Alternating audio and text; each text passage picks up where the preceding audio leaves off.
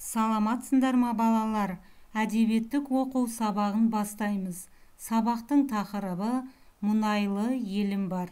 Жүк кемесі қайда жүзіп барады? Бүгінгі сабақта Қазақстанда мұнайдың қайдан шығатынын білесің. Мұнайдың пайдасы мен одан жасалатын заттар туралы анықтайсың. Балалар, мұнай деген не? Ол қандай болады? Мұнай пайдалы қазбалардың ең маңызды түрі. Ол тез жанатын майлы сұйықтық. Оның түсі қара болады. Өзіндік иісі бар. Мұнай судан жеңіл. Егер мұнай суға төгілсе, судың бетіне қалқып шығады. Оны елімізде қара алтын деп бағалайды. Бүгін біз Шәкен Күмісбаевтың «Жүк кемесі қайда жүзіп барады» мәтінін оқитын боламыз. Қазіргі уақытта елімізде Ақтау порты іске қосылып, қара алтынды, яғни мұнайды Каспий теңізі арқылы басқа мемлекеттерге тасу ісі жолға қойылған. Бір кезде ең жақын мұнай кен орны қайда десе, Бакуды айтатын жұрт енді Атырау, Ақтау деген атауларға бет бұрды. Яғни көрші жұрт та қазақ мұнайын мойындайтын болды. Балалар, мұнда көрші жұрт, яғни шекаралас мемлекет дегенді білдіреді. Біздің Қазақстанымыз 5 мемлекетпен шектеседі. Ол Ресей, Қытай, Қырғызстан, Өзбекстан және Түркменстан. Бірге ойлаймыз.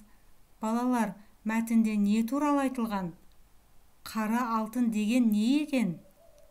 Елімізде қай порт арқылы мұнайды басқа мемлекетке тасиды? Сұрақтарға жауапты мәтіннен іздеп көріңдер. Мұнайшы. Бүгін біз Қайрат Жұмағалиевтің «Мұнайшы» өлеңін түсініп оқитын боламыз. Қанекей бірге мәнерлеп оқып көрейік. Маңғыстауым мұнайлы, маған сондай ұнайды. Көкке мұнай атқылап, көктен жерге құлайды.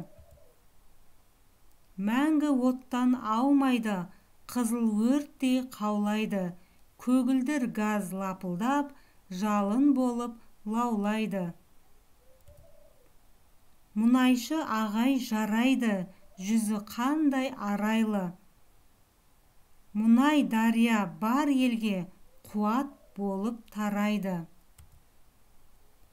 Қиян түзде жырақта, тер төгеді ол қыратта. Ерлік жасап жүрмін деп, бәлсінбейді бірақта. Балалар, кестені толтырып көріңдер. Мұнайдың қандай пайдасы бар екен? Мұнайдан қандай заттар жасалады? Біздің елімізде мұнайды отын ретінде пайдаланады. Яғни мұнайдан газ шығады, бензин, керосин, дизель отынын алады. Газды күнделікті тұрмыста қолданамыз, ал жанармайды көліктерді жүргізу үшін қолданамыз. Мұнай біздің басты байлығымыз. Мұнай өнеркәсібінің елімізге әкелетін пайдасы өте көп. Ал мұнайдан көптеген заттар жасалады. Мысалы, синтетикалық талшықтар, пластмас, жуу құралдарын, бояғыштарды жасайды. Мұнайдан вазелин, түрлі кремдер мен маздар жасайды. Яғни мұнайдың қоспасынан резеңкелер, синтетикалық маталар жасайды. Кір жуатын ұнтақтар, косметика құралдарын, автокөліктің шиналарын да осы мұнайдан жасайды екен.